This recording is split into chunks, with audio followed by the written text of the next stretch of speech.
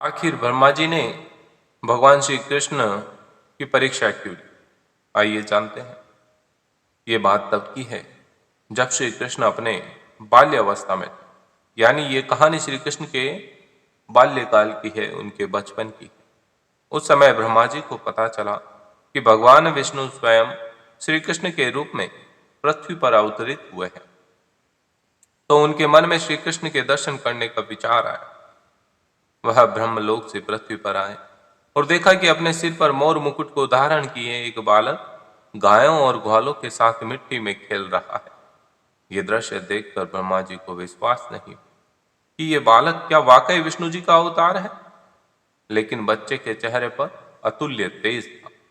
यह देखकर ब्रह्मा जी ने श्री कृष्ण की परीक्षा लेने का विचार किया। उन्होंने पहले गायों को वहां से उठा लिया। फिर जब श्री कृष्ण गायों को देखने के लिए गए तो उन्होंने वहां खेल रहे ग्वालों को भी उठा लिया और अपने साथ ब्रह्मलोक ले गए।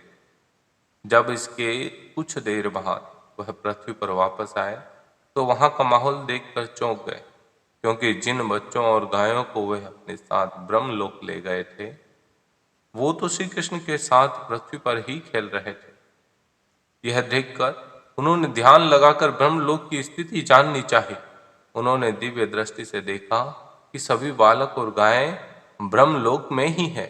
यह सब देखकर उन्हें श्री कृष्ण की लीला समझ आ गई और उन्होंने हाथ जोड़कर उनसे क्षमा मांगी।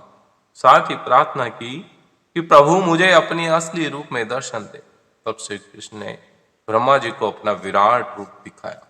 श्री कृष्ण के उस रूप के दर्शन करने के लिए कई और ब्रह्मा भी वहां पर उपस्थित हो गए। उन ब्रह्मा में कुछ 3 सिर के, कुछ 4 सिर के और कुछ कई सिर के थे।